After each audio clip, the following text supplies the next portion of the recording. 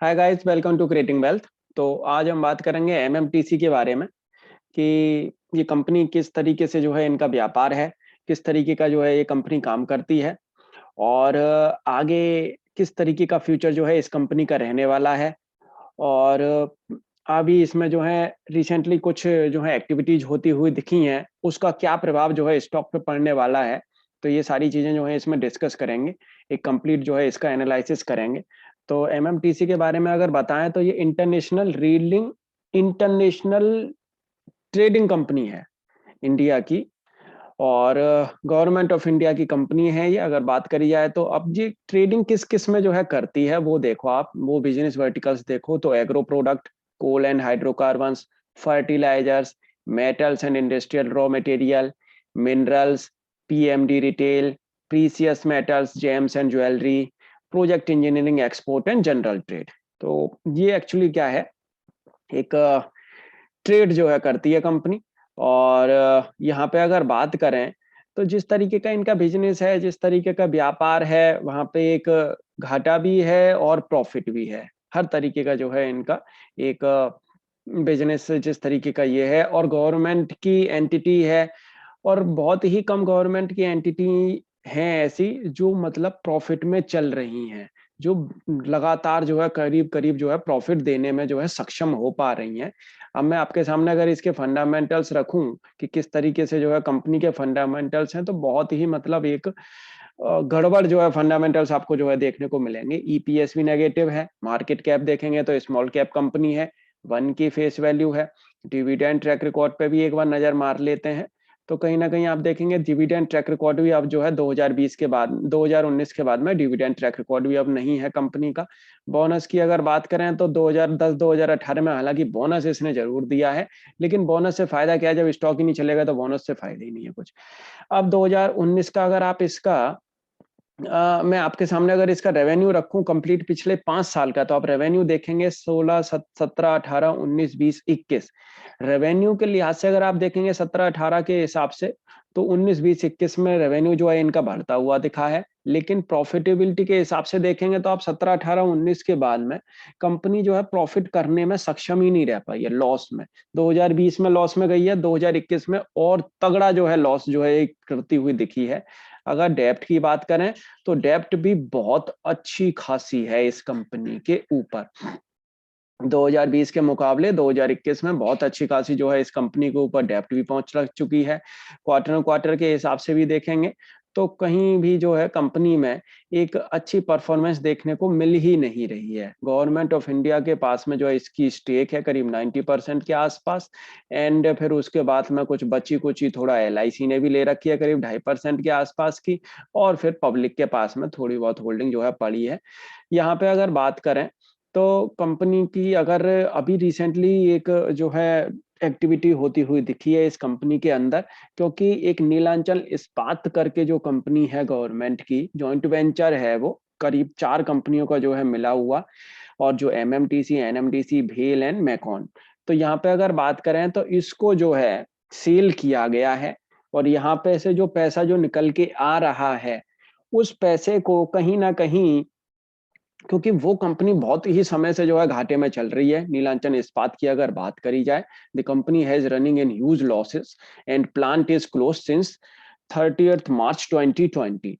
और कंपनी के पास में ह्यूज डेब्ट लाइबिलिटीज हैं, करीब 6600 करोड़ की लाइबिलिटीज हैं।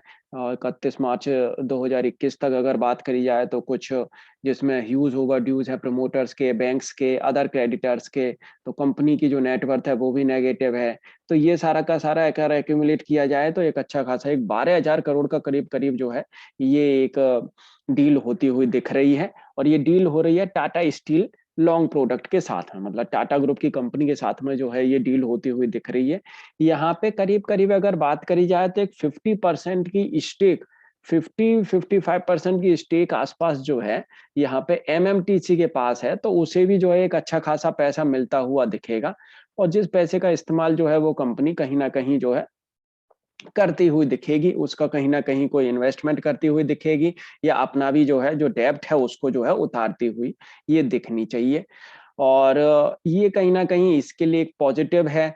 और ये कितना जो है पॉजिटिव होगा वो आगे जो है आप को पता पड़ेगा। जिस तरीके से जो है स्टॉक अगर चलता है, स्टॉक अगर बेटर काम करता है, तो फिर वो अगर कहीं ना कहीं मतलब थोड़ा बहुत आपको एक उसमें स्पाइक जरूर देखने को मिल सकता है, जिस तरीके का जो है ये काम होता हुआ दिख रहा है। और यहाँ पे जो है मैं आपको एक एरिया भी बता देता हूँ कि कौन कितने एरिया तक जो है ये स्टॉक जा भी सकता है, और कहाँ तक जो है फिर इसकी एक आप एक गुंजाइश है निकलने की, क्योंकि काफ़ी पिटा हुआ स्टॉक है ऑलरेडी। और यहाँ से निकलने की अगर बात करें तो आप ये तो है नहीं है कि सडनली जो है आपको इसमें सर्किट टू सर्किट लगते हुए दिखें, ऐसा तो मुझे नहीं लग रहा है। लेकिन एक एरिया ज़रूर है, क्योंकि ये अगर डील होती हुई, ये डील जो हो रही है कहीं न कहीं इससे जो है एक इफ़ेक्ट तो पड़ेगा बैलेंस शीट पे, और बैलेंस शीट के हालात थोड़े सुधरते हुए दिखेंगे। तो यहाँ पे अगर बात करें स्टॉक का चार्ट पैटर्न आप देखें पहले तो बहुत ही ज़्यादा मतलब डरावना चार्ट पैटर्न है। जब से स्टॉक जो है लिस्ट हुआ है तब से इसने पैसा जो भी इसमें फँसा है उसने पैसा गँवाया ही है, पैसा तो निकला तो है नहीं। लेकिन अब ये एरिया जो आप देख रहे हैं यहाँ पे, देख सकते हैं ये एरिया, ये रेड लाइन जो आप देख रहे हैं, तो करीब-करीब आप देखेंगे तो ये वाली जो लाल वाली जो कैंडल है 2013 में जो बनी थी, तो उसके आसपास जो है दोबारा से स्टॉक निकल के वहां तक तो जो खड़ा हो ही गया है। मतलब एक अच्छा खासा कई सालों का ब्रेकआउट जो है स्टॉक देता हुआ दिख रहा है। अब अगर ये ब्रेकआउट अगर यहाँ पे अगर होता है, तो मुझे लगता है कि ये वाली जो कैंडल, इससे पहले की जो कैंडल बनी है वो करीब करीब आप देखेंगे तो करीब 150 रुपए तक जो है जाती हुई दिखी है।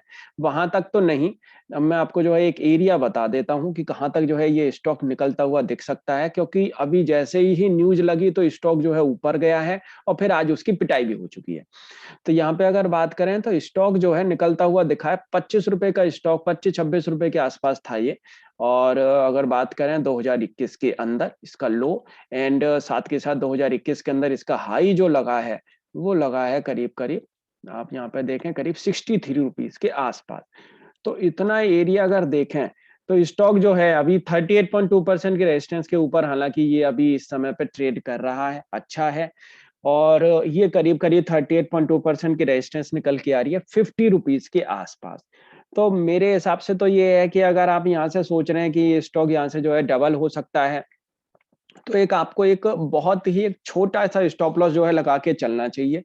और आप यहाँ पे मेरे हिसाब से तो इन्वेस्टमेंट बनती नहीं है, क्योंकि बहुत क्वालिटी के जो स्टॉक्स हैं मार्केट के अंदर जो है मौजूद हैं, वहाँ पे आप जो है पैसा लगाएँ तो वो ज़्यादा अच्छा है। क्योंकि इसमें भी अगर आप देखेंगे तो ऊपर साइड से ही, मतलब अभी स्टार्ट ही हुआ है ये महीना, और आप देखेंगे तो अपर साइड से ही जो है इसमें बिकवाली देखने को मिल रही है।